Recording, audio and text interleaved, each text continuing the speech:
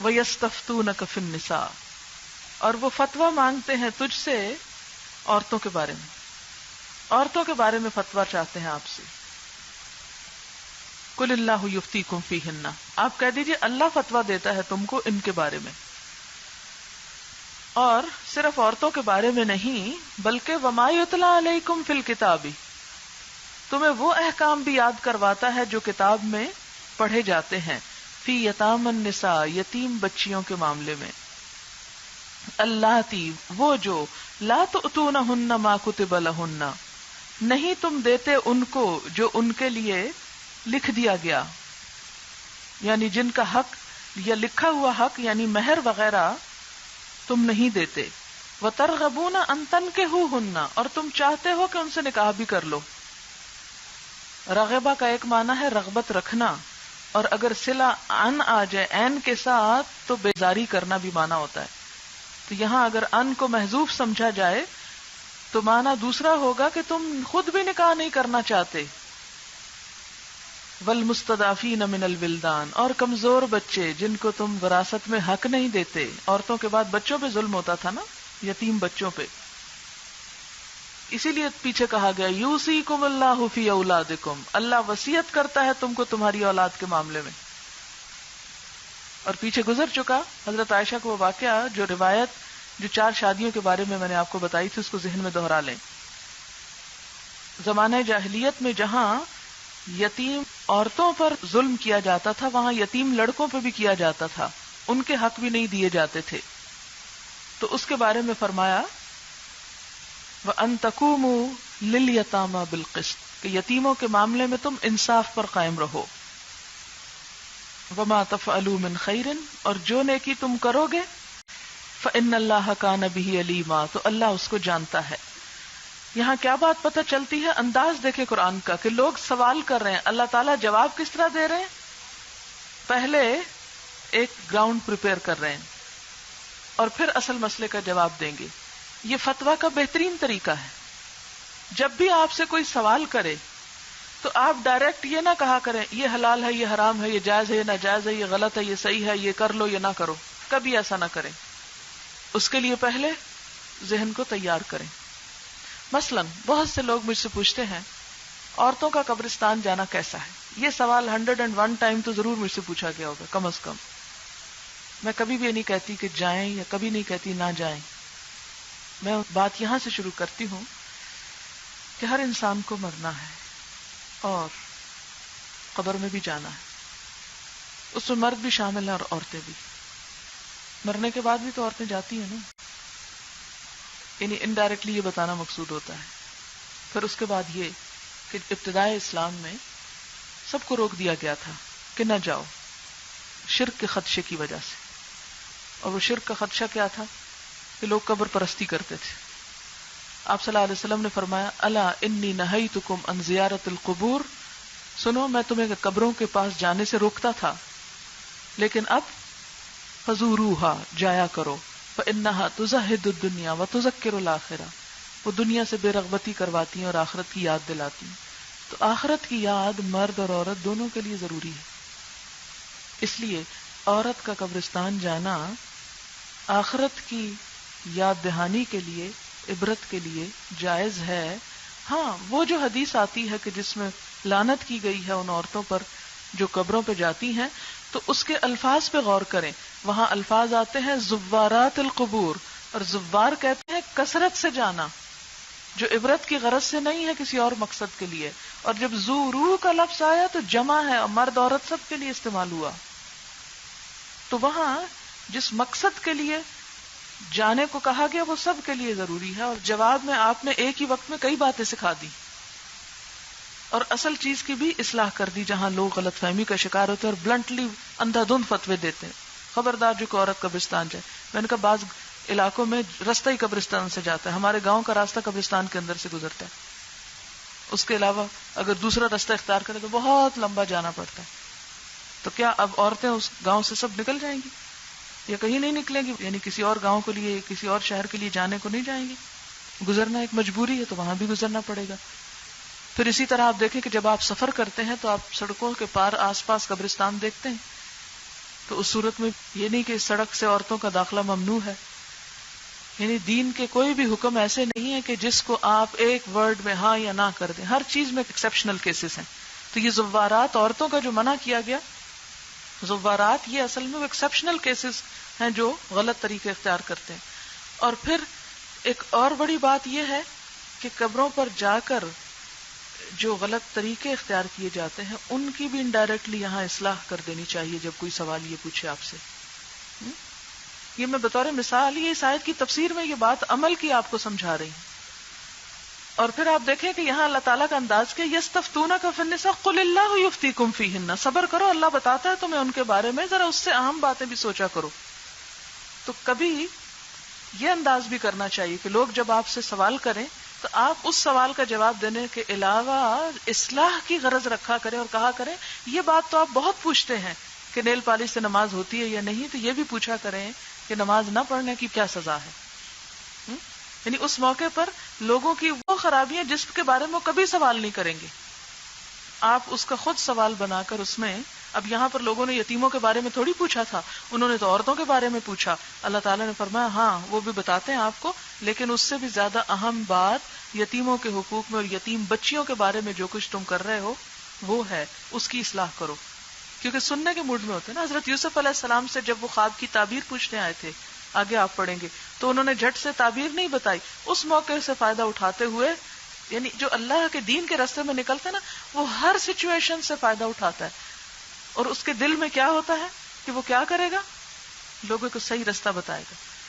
وہ کسی کو جواب اس لیے نہیں دیتا کہ کسی کو چڑھانا مقصود ہے یا طنز کرنا مقصود ہے یا ستانا مقصود ہے یا اپنی کوئی بات منوانا مقصود ہے یا اپنے کسی فرقے یا جماعت یا گروہ یا مسلک کی پروموشن مقصود ہے. نہیں، یہ سب نیتیں چھوڑ کر ہر انسان کی خیر خواہی کرتے ہوئے، اس کی توجہ سے فائدہ اٹھاتے ہوئے اسے اللہ سے جوڑ دیں.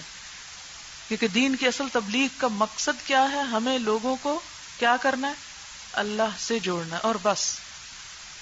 جب آپ کے دل میں یہ تڑپ ہوگی نا اور یہ محبت ہوگی کہ لوگوں کو اللہ سے جوڑنا ہے، تو آپ ہر جگہ پہ یہ چیز تلاش کر لیں گے کہ اگر کسی کا ذرا بھی رجحان ہوا ہے تو وہ جانے نہ پائے، اس کو وہ بات اس میں سے بتائی جائے جس سے وہ اپنے عمل کی اصلاح کر لے. تو یہاں پر معاشرتی امور کے بارے میں جب سوال کیا گیا تو اللہ تعالیٰ نے لوگوں کی توجہ کس چیز کی طرف دلائی کہ کیا کرو؟ وما تفعلوا من خیر، صرف چند نیکی کے کام نہ پوچھا کرو، جو بھی نیکی تم کرو گے فإن اللہ کان بہ علیما، گن گن کے نیکی کرتے ہو، نیکی اور پوچھ پوچھ کر. ما تفعلوا من خیر، جو نیکی کا کام کرو گے فإن اللہ کان بہ علیما، اللہ تعالیٰ اس سب کو جانتا ہے. تو یہاں اس آیت میں کیا چیز سمجھائی گئی ہے؟ اللہ تم کو وہ احکام یاد دلاتا ہے جو پہلے سے تم کو اس کتاب میں سنائے جا رہے ہیں، یعنی وہ احکام جو ان یتیم لڑکیوں کے بارے میں ہیں جن کے حق تم ادا نہیں کرتے اور جن کے نکاح کرنے سے تم باز رہتے ہو، یا دوسرا معنی لالچ کی وجہ سے خود نکاح کرنا چاہتے ہو. اور وہ احکام بھی بتاتا ہے جو ان بچوں کے متعلق ہیں. بچوں کی بات یہاں پوچھی نہیں گئی. کیوں بچوں کی بات کر دی گئی؟ کیونکہ بچوں کو وراثت میں حصہ نہیں دیتے تھے. کہا گیا یوصیکم اللہ فی اولادکم، وہ جو پیچھے تمہیں یاد کرایا جا چکا ہے سورۃ النساء میں، اس پہ غور کرو. جو بیچارے کوئی زور نہیں رکھتے، والمستضعفین من الولدان، اللہ تمہیں ہدایت کرتا ہے کہ یتیموں کے ساتھ انصاف پر قائم رہو، اور جو بھلائی تم کرو گے وہ اللہ کے علم سے چھپی نہ رہے گی. اب آ گیا جواب جو سوال کیا تھا، وَإِنِ امْرَأَةٌ يُفْتِيكُمْ فِيهِنَّ، فتویٰ آ رہا ہے. اگر کوئی عورت خافت ڈرتی ہو، من بالہا اپنے شوہر سے، بال کہتے ہیں شوہر کو، نشوزن اس کی سرکشی سے، بدسلوکی سے، او اعراضن یا اس کی بے رخی سے، یعنی اگر کوئی عورت اپنے شوہر کی بدسلوکی یا بے رخی سے ڈرتی ہے یا اس کی وجہ سے پریشان ہے تو کیا کرے؟ فلا جناح علیہما، کوئی گناہ نہیں، کوئی حرج نہیں ان دونوں پر، ان یصلحا بینہما صلحا، کہ آپس میں صلح کر لیں. کوئی حقوق کے لین دین پر ایک دوسرے سے کوئی ایسی ڈیل کر کے ایک دوسرے کے ساتھ ہی رہیں. عموماً کیا ہوتا ہے جب مرد کو کسی عورت سے شکایت ہوتی ہے تو مرد کے ہاتھ میں کیا ہوتا ہے؟ چلو طلاق دو، فارغ کرو، ایک طرف کرو. مرد کے لیے آئندہ معاشی مسائل اتنے نہیں ہوتے. اپنی حفاظت کا اتنا مسئلہ نہیں ہوتا. وہ عورت کو الگ پھینک کر اکیلے بھی زندگی بسر کر سکتا ہے. لیکن اگر کوئی عورت اس مصیبت میں گرفتار ہو گئی ہے کہ اس کا شوہر بد مزاج ہے، سخت ہے، یا اس کے حقوق پورے نہیں دیتا، اب وہ بیچاری کیا کرے؟ اسلام نے یہ نہیں سکھایا کہ وہ اس سے طلاق لے لے. اگرچہ خلا کا راستہ رکھا، لیکن پھر بھی معاشرے کی مجموعی بہتری کے لیے یہاں کیا سکھایا جا رہا ہے کہ حقوق کی کمی بیشی کر کے آپس میں کوئی راضی نامہ ہی رکھیں. کیونکہ عورت دوسری آپشن سوچے، اگر وہ طلاق لے لیتی ہے تو اس کے بچوں کا کیا ہوگا؟ وہ ایک چھوٹے مسئلے کے حل کے لیے ایک بڑے مسئلے میں گرفتار ہو جائے گی. تو یہ عقل مندی کی بات نہیں ہوتی کہ چھوٹے مسئلے کے حل سے بڑے مسئلے کھڑے کر لیں آپ، یا ناقابل حل مسائل شروع کر دیں آپ دیکھیں کہ بعض اوقات ہمیں کسی سے چھوٹی سی تکلیف پہنچتی ہے تو ہم کیا کرتے ہیں؟ اسے گالی دے ڈالتے ہیں. کیا ہوتا ہے؟ وہ دوسرا 2 دیتا ہے، آپ اسے 1 لگاتے ہیں، وہ 2 مارتا ہے آپ کو، اور نتیجہ کہاں جا پہنچتا ہے. تو بہتر نہیں تھا وہ جو پہلے چھوٹی سی بات تھی کڑوا گھونٹ پی جاتے، صبر کر لیتے؟ اللہ صبر کرنے والوں سے محبت رکھتا ہے. کسی سے چھوٹی سی تکلیف پہنچی، آپ نے غصے میں بڑا شدید ری ایکشن ظاہر کیا، اب جب آپ اس کو دیکھتے ہیں تو پریشان ہوتے ہیں، شرمندہ ہوتے ہیں، دل میں کڑتے رہتے ہیں، ایک ماحول پلوٹ ہو گیا. کیا پایا آپ نے؟ لیکن اگر آپ اس موقع پہ ضبط کر جاتے، صبر کر جاتے، نتیجہ کیا نکلتا کہ وہ شخص جس نے آپ پہ زیادتی کی وہ بھی شرمندہ ہوتا، اور شاید وہ خود معافی مانگ لیتا کہ میرا قصور تھا، میری زیادتی تھی. لیکن عموماً ہم ایسے مواقع پر کیا کرتے ہیں؟ جواباً شدید ری ایکشن ظاہر کرتے ہیں. وہ وقتی طور پر تو شدید ری ایکشن ہم نے کر لیا، پایا کیا؟ انسان دیکھے حاصل کیا ہوا؟ ہم پاتے نہیں، پھر کھو دیتے. تو ایسی تمام خواتین جو اپنے شوہروں کے ہاتھوں تنگ ہوں، ان کا یہاں حل بتایا جا رہا ہے کہ وہ تھوڑے سے صبر سے کام لے لیں، تھوڑے سے اپنے حقوق کو جانے دیں. اللہ دیکھ رہا ہے، اللہ اس کا بدلہ ضرور دے گا. اس کا حل صرف یہ نہیں کہ آپ گھر چھوڑ کے بھاگ جائیں یا جواباً شوہر کو پیٹنے لگے. وہ تو گھر نہ ہو جائے گا، ایک کشتی خانہ ہو جائے گا، ایک دنگل ہو جائے گا. دنگل بنانا چاہیں تو بنائیں. اسی لیے وہ جو پہلے بھی میں نے بات کی تھی کہ مرد مار سکتا تو عورت کیوں نہیں مار سکتی؟ عورت کو اللہ نے مارنے سے روک کر اس دنگل کو ختم کیا، ورنہ باکسنگ شروع ہو جاتی گھر میں، تو گھر نہ رہتا. تو یہاں پر کسی بھی نزاع کے موقع پر، جھگڑے کے موقع پر، فساد کے موقع پر، بد اخلاقی کے موقع پر، بد سلوکی کے موقع پر جب ایک شخص زیادتی کر رہا ہو تو جواب میں تھوڑے سے دھیمے ہونے میں آپ کی کوئی بے عزتی نہیں. لوگ سمجھتے ہیں ہماری بے عزتی نہیں. حدیث میں آتا ہے من تواضع للہ رفعہ اللہ، جس نے اللہ کے لیے عاجزی اختیار کر لی، تواضع اختیار کر لی، اللہ اس کو بلندی دے گا، اللہ اس کو بڑا کر دے گا. وہ چھوٹا نہیں رہتا.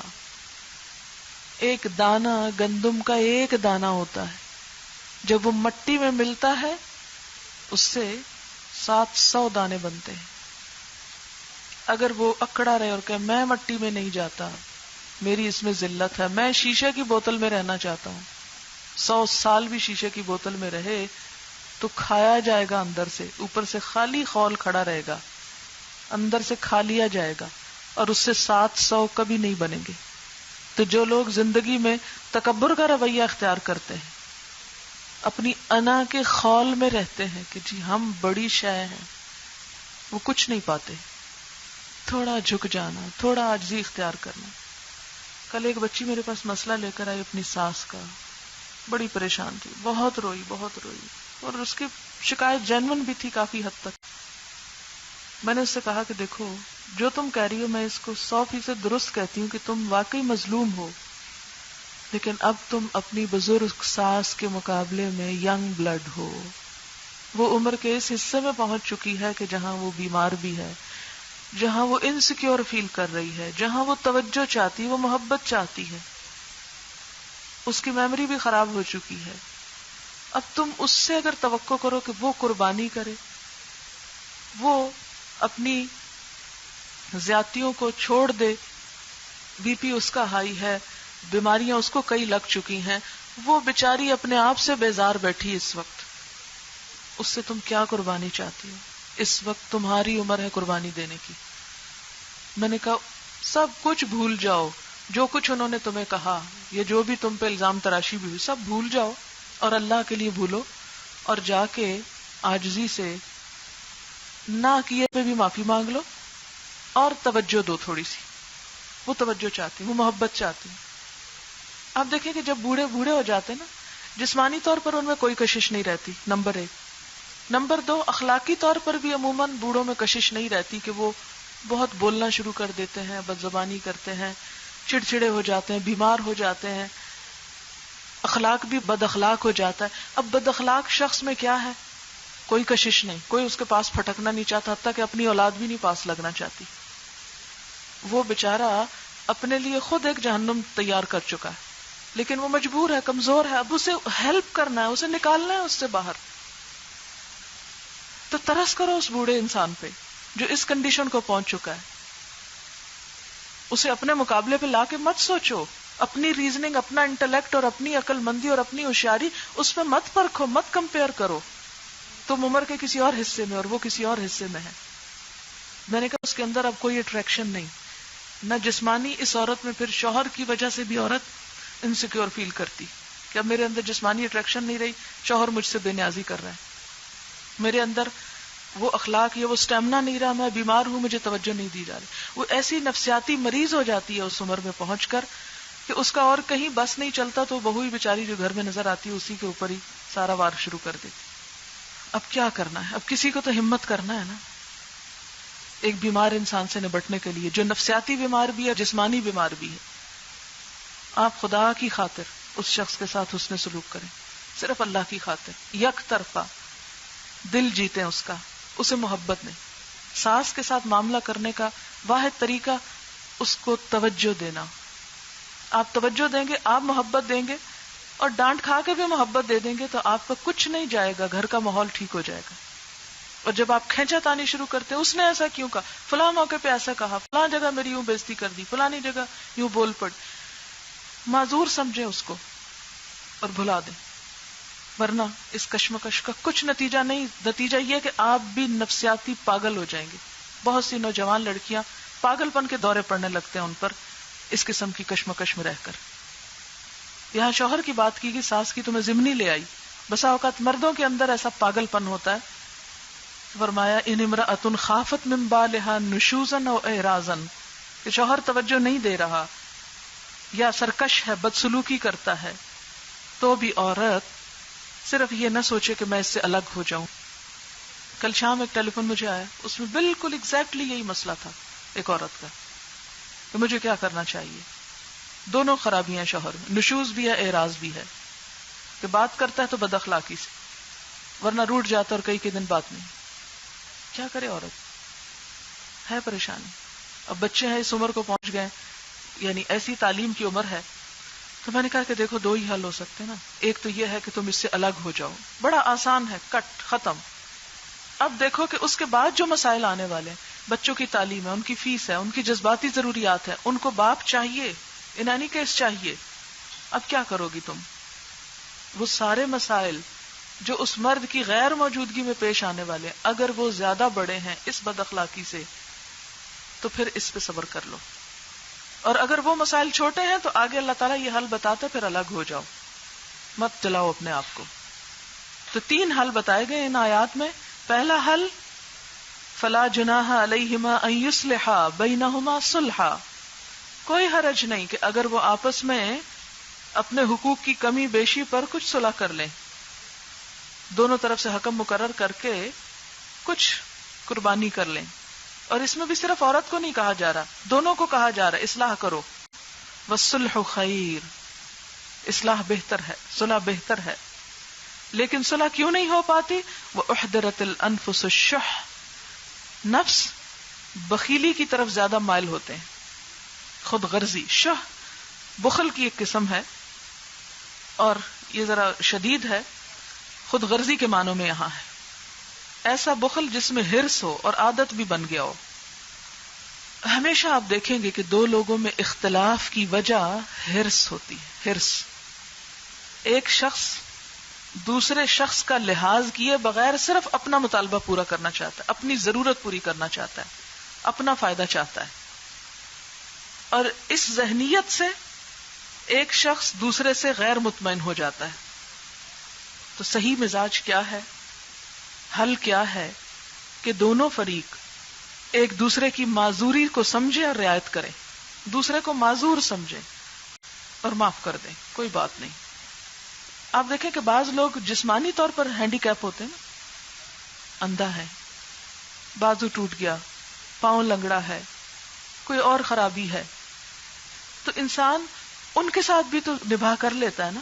تو کچھ لوگوں کے اندر جسمانی نہیں نفسیاتی ہینڈی کیپ ہوتا ہے اور اس کے پیچھے ایک لمبی ہسٹری ہوتی ہے، بچپن کی محرومیاں ہوتی ہیں، کوئی ظلم و تشدد ہوتا ہے، وہ لاشعور میں دبتا گھٹتا رہتا ہے اور پھر شادی کے بعد بیوی پہ نکلنے کا موقع مل جاتا ہے اس کو. بعض بچوں کو ماں سے اٹینشن نہیں ملتی، وہ بیوی سے دگنی اٹینشن چاہتے ہیں، ماں والی بھی چاہتے ہیں اور بیوی والی بھی چاہتے ہیں. اب بیوی بیچاری کیا کرے، اپنے بچوں کو اٹینشن دے یا میاں جو بچہ بنا ہوا ہے اس کو اٹینشن دے، پھنس جاتی ہے بیچاری. لیکن اب حل کوئی نہیں، یہی سمجھے کہ ہینڈی کیپ ہے میاں، معذور میاں مل گیا ہے. اگر جسمانی طور پر معذور شخص سے ہم گزارا کر لیتے ہیں تو نفسیاتی معذور سے بھی تھوڑا گزارا کر لیں، اس کی جزا اللہ آپ کو دے گا. آپ دیکھیں کہ جذبات کی قربانی سب سے بڑی قربانی ہے، سب سے بڑی قربانی. مال کی قربانی بھی انسان دے دیتا ہے، لیکن جذبات کی قربانی ناممکنات میں سے ہوتی. کیوں؟ اس لیے کہ مثلا مال ہے نا، تو ایک دفعہ دیا تو بس گیا، ختم ہو گیا، بھول گیا آپ اس کو. لیکن جذبات جو دل میں بیٹھا ہے اسے کیسے نکالیں؟ اسے اپنے سے کاٹ کے الگ کر نہیں سکتے نا آپ، مصیبت ہے.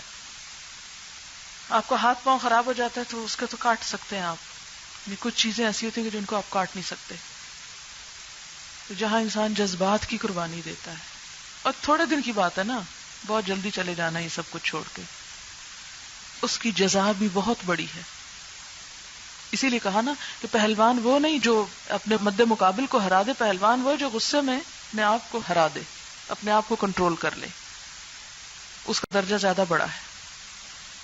فرمایا کہ ان ساری جذباتی کشمکش کے باوجود کیا کرو، صلح ہی کر لو تو اچھا ہے. والصلح خیر، بڑی بھلائی ہے صلح میں. واحضرت الانفس الشح، لیکن نفس اتنے خود غرض ہوتے ہیں، ہر انسان اپنا مطالبہ چاہتا ہے. وہ کہتا ہے کہ میں کیا کروں، مجھے اٹینشن ملنی چاہیے، میرا حق زیادہ ہے، میری جذباتی سیٹسفیکشن ہونی چاہیے. فرمایا احضرت الانفس الشح، کوئی نہیں، اللہ کی خاطر تھوڑی سی قربانی کرو، ہمت کرو.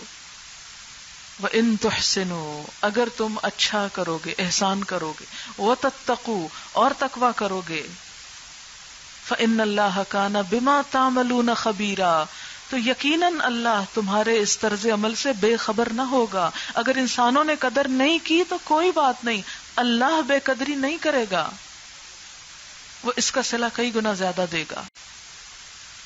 دوسرا مسئلہ، وَلَن تَسْتَطِيعُوا أَن تَعْدِلُوا بَيْنَ النِّسَاءِ، بعض اوقات گھر میں کشمکش عورتوں کی سوکن ہونے کی وجہ سے ہو جاتی، اس کا حل بتایا جا رہا ہے کہ مرد اس کو کیسے سلجھائے.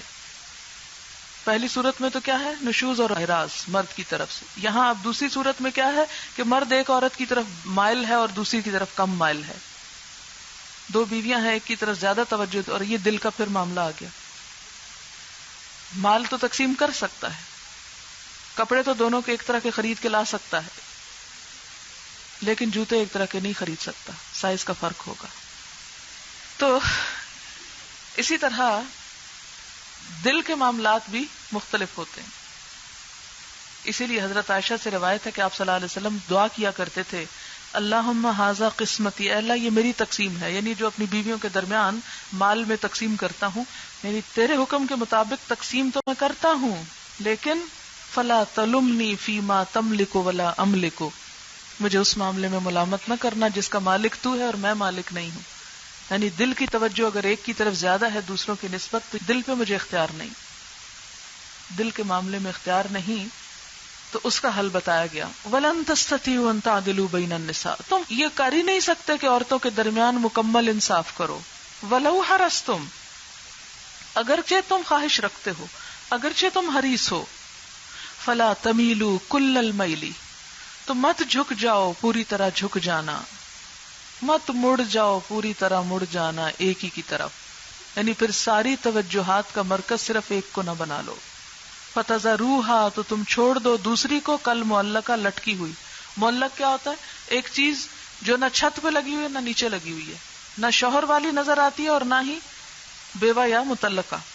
ایک عورت بیوہ ہوتی ہے مطلقہ تو لوگ اس پہ ترس کھا کے اس کی مدد کرتے ہیں، لیکن جس کی بظاہر شادی ہوئی بھی ہے تو اس کے مسائل کو عموماً نہیں کوئی سمجھتا، یعنی نہ سہاگن ہے اور نہ ران نہ مطلقہ. تو تم اسے معلق نہ چھوڑ دو، یعنی بظاہر اپنے طور پر جتنا تم عدل کر سکتے ہو وہ کرو. حدیث میں آتا ہے کہ من کانت لہو امرأتان، مسند احمد کی روایت ہے، جس کی دو بیویاں ہوں، فمالا الی احداہما، ان میں سے ایک کی طرف جھک گیا، جاء یوم القیامت واحد شقیہ ساقط، قیامت کے دن وہ اس طرح آئے گا کہ اس کے جسم کا آدھا دھڑ گر چکا ہوگا.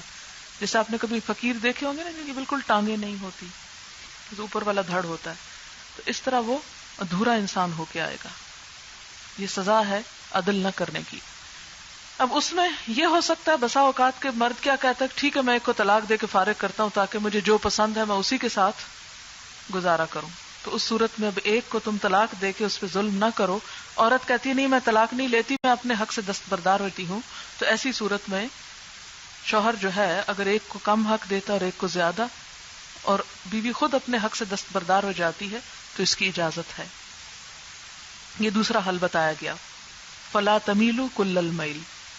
پہلا حل کیا تھا، ان یصلح بینہما، دوسرا کیا، فلا تمیلو کل المیل. وان تصلحوا وتتقوا فان اللہ کان غفورا رحیما، اگر تم اصلاح کرو گے اور تقوی اختیار کرو گے تو بے شک اللہ تعالی غفور الرحیم ہے. اور آخری حل، وان یتفرقا، اگر الگ الگ ہو جاؤ گے یعنی دونوں جدا ہو جائیں، یغنی اللہ کلا من سعتہ، تو اللہ ہر ایک کو اپنی وسعت سے غنی کر دے گا. تو جب کبھی آپ کے پاس کوئی مسئلہ آئے اس قسم کا، شوہر کی بے رخی کا، ظلم اور زیادتی کا، تو آپ پہلے نمبر پر آخری حل نہ پیش کریں. پہلے نمبر پر پہلا حل، پھر دوسرا حل کہ کچھ اپنے حقوق سے دستبردار ہو کر وہیں رہو، اور آخری حل کیا ہے، وَإِن يَتَفَرَّقَا، اگر وہ دونوں الگ ہو جائیں تو ہو جائیں. اسلام میں طلاق کی اجازت ہے، اگرچہ ایک روایت میں آتا ہے ابو داؤد کی کہ ابغض الحلال الی اللہ الطلاق، لیکن شیخ البانی نے اس کو ضعیف روایت قرار دیا ہے. البانی ایک محدث ہیں، انہوں نے اس کو ضعیف کہا ہے، روایت ضعیف ہے. بہرحال ہے روایت کہ اللہ کے نزدیک حلال چیزوں میں سب سے زیادہ ناپسندیدہ طلاق ہے، لیکن جہاں ضرورت ہے وہاں اسے استعمال کرنے میں کوئی ناپسندیدگی نہیں، وہاں اس کا استعمال نہ کرنا ناپسندیدہ ہے. پھر کہ اگر انسان کے ایمان، جان، دین، ہر چیز کو خطرہ ہو، مثلا ایک عورت ہے، اس کی ایک جذباتی ضرورت ہے، ایک جسمانی ضرورت ہے، اور وہ دیکھتی ہے اس کے شوہر سے پوری نہیں ہو رہی اور پھر وہ حرام راستے سے پوری کر رہی ہے، تو اب ایسی عورت کو قطعاً جائز نہیں کہ وہ اس شوہر کے ساتھ رہے جس کے ساتھ اس کی ضروریات پوری نہیں ہو رہی. پھر وہ کیا کرے، الگ ہو جائے تاکہ حرام میں پڑنے سے بچ جائے اور حلال طریقے سے اس دوسرے مرد سے نکاح کر لے جس کے ساتھ اس کی بن سکتی ہے. وَإِن يَتَفَرَّقَا، اور اگر وہ دونوں الگ الگ ہو جائیں، یغنی اللہ کلا من سعتہ، اللہ غنی کر دے گا ہر ایک کو اس کی اپنی وسعت کے ساتھ، یعنی اپنے رزق کے ساتھ. پہلا حل صبر ہے، صلح ہے، اور دوسرا حقوق کی کچھ دستبرداری کے ساتھ راضی ہونا ہے، اور تیسرا طلاق ہے. اور طلاق سے لوگ کیوں ڈرتے ہیں کہ پھر کھائیں گے کہاں سے، کم از کم اس شوہر کے ساتھ رہ رہے ہیں، کھانے پینے کو تو مل رہا ہے. نہیں، اگر سمجھو کہ ایمان جا رہا ہے، عزت و عصمت جا رہی ہے، تو پھر الگ ہو جاؤ. پھر اس کے مال پہ مت نظر رکھو کہ اس کا عہدہ بڑا ہے اور یہاں سے زیادہ مل رہا ہے تو اس لیے طلاق بھی نہیں لیتے. ہمارے معاشرے میں یہی تو ہو رہا ہے. وَكَانَ اللَّهُ وَاسِعًا حَكِيمًا، اور ہے اللہ تعالیٰ وسعت والا، حکمت والا.